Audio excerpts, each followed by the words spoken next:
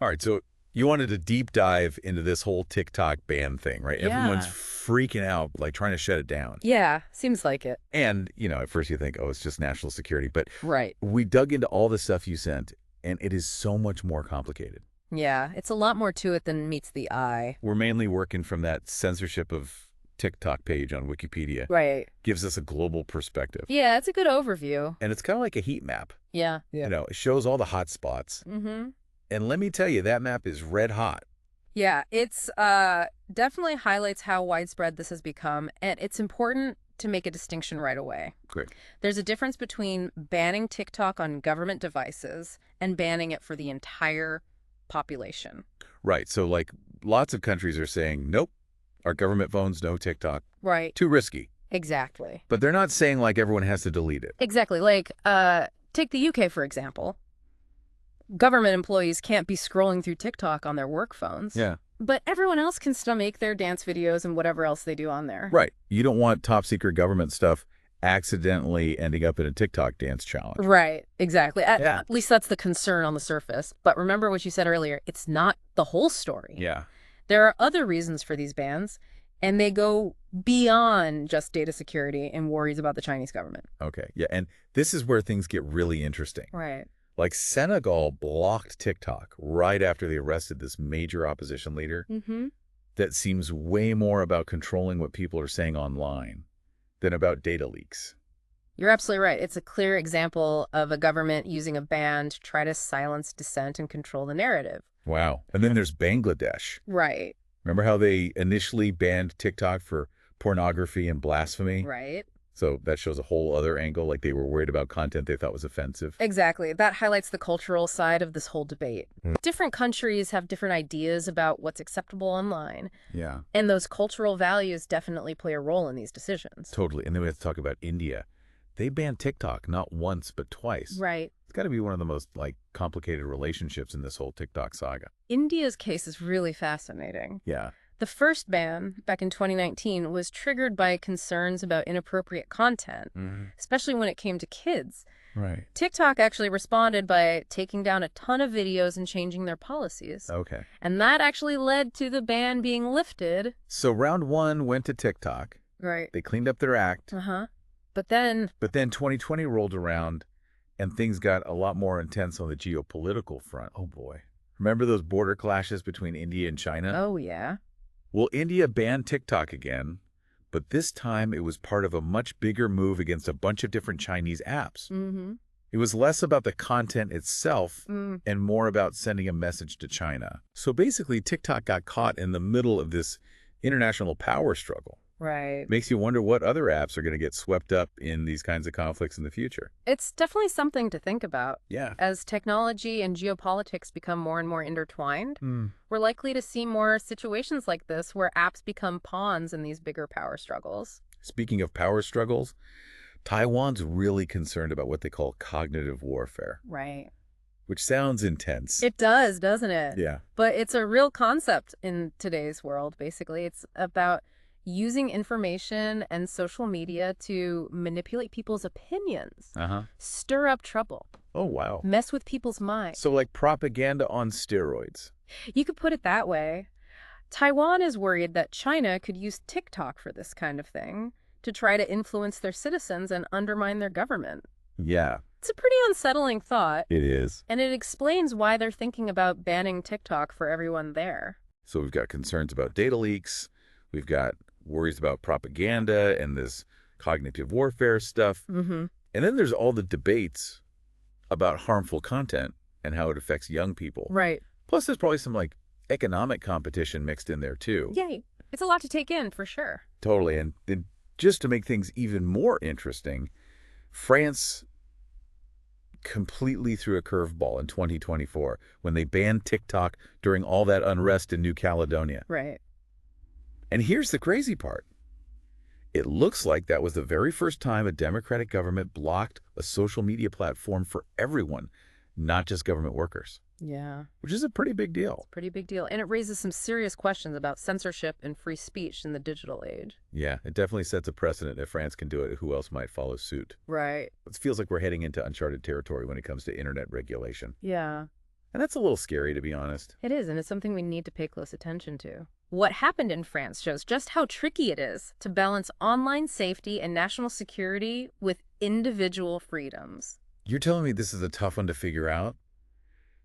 And we've only just scratched the surface. Right. There's so much more to uncover about these TikTok bans. So before we got sidetracked by the whole France thing, right. we were talking about how India banned TikTok twice. Right. It's like they just couldn't make up their minds. Right. First, they were worried about inappropriate content. Then it was all about geopolitics and sending a message to China. It really highlights how complex this issue is. Yeah. There are so many factors at play. Yeah. And they're all intertwined. It's like a giant knot that's almost impossible to untangle. That's a great analogy. And speaking of knots, we need to talk about the China factor. Right. It's been looming over this whole discussion. Yeah, it's kind of hard to ignore the fact that TikTok is owned by ByteDance, a Chinese company. Right. And that's where a lot of the security concerns come from. People are worried that the Chinese government might be able to access user data through ByteDance. Or even use TikTok for propaganda or spying? I mean, China is known for having really strict internet censorship within its own borders. Exactly. So it's not a huge leap to think that they might want to exert influence elsewhere, too. But isn't that kind of assuming the worst? I mean, is there any actual proof that the Chinese government is doing any of this stuff with TikTok? That's the million-dollar question, isn't it? Yeah. Some people say that these concerns are overblown, that there's no concrete evidence of any wrongdoing. And others are saying that the risk is just too big to ignore, especially given all the data that TikTok collects.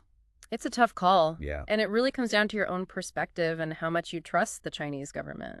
It's definitely a balancing act, trying to weigh security concerns against the right to free speech and open access to information. Right. And then there's the whole economic angle to consider. Oh, yeah. We can't forget that TikTok is a huge global player now. Right. And it's competing with companies like Facebook and Google. Some people even say that the U.S. is trying to push back against TikTok to protect American tech companies from this powerful Chinese competitor. Oh, wow. So it's kind of like... It's definitely a possibility. This whole situation shows how technology, economics, and geopolitics are all tangled up together. Right. It's like a game of Risk, but with the whole world as the board.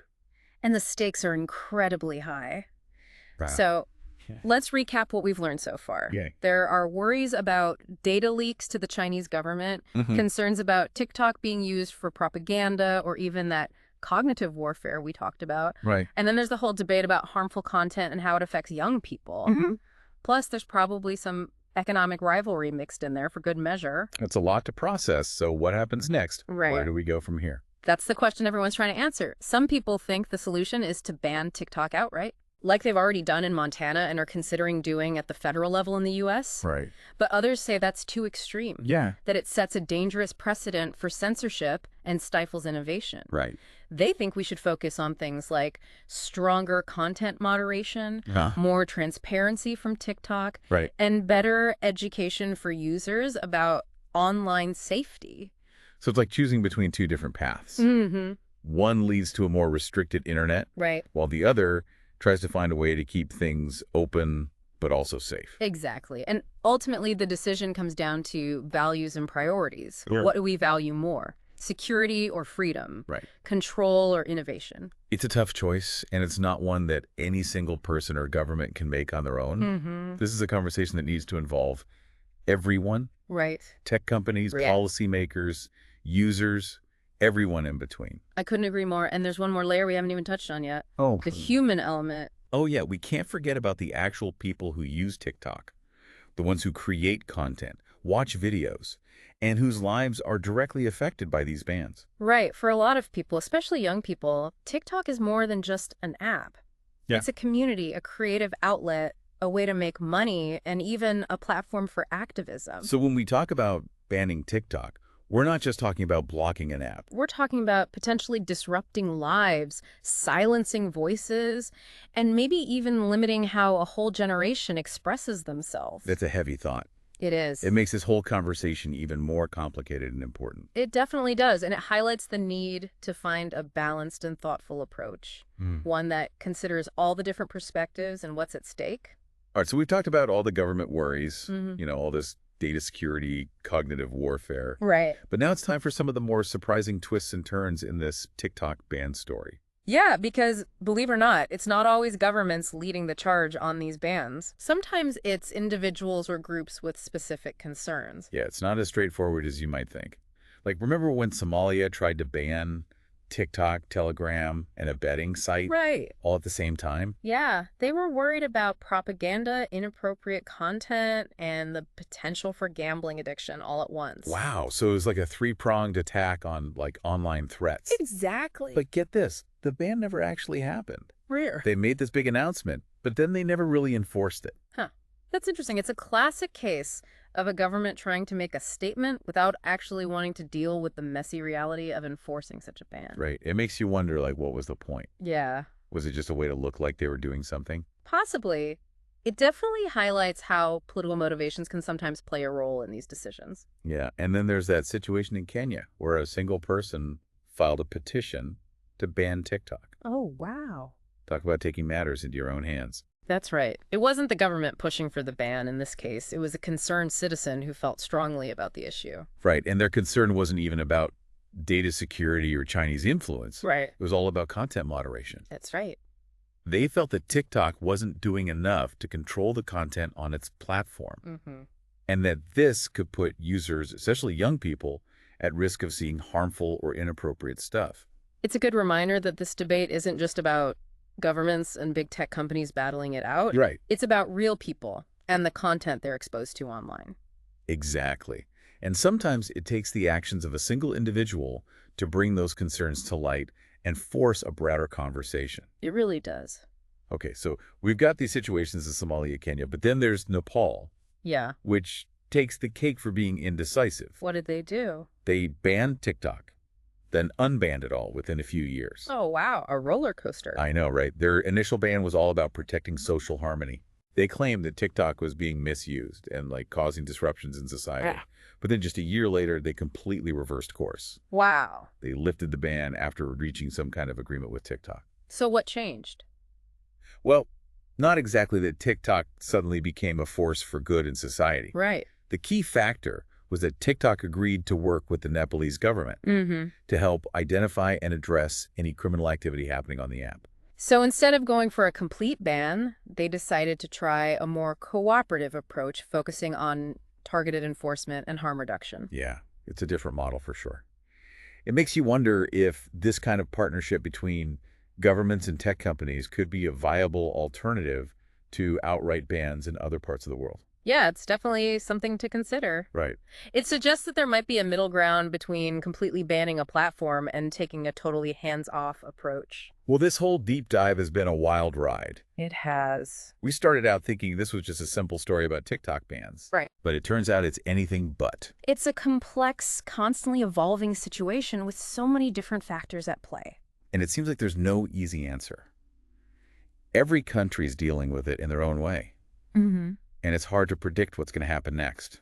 But one thing is for sure, this is a conversation that's going to continue for a long time. Right. The role of social media in our lives is only going to become more important, and the questions about how to regulate these platforms are only going to get tougher. You're right. And with that in mind, we'd love to hear your thoughts. Where do you stand on all of this? Yeah.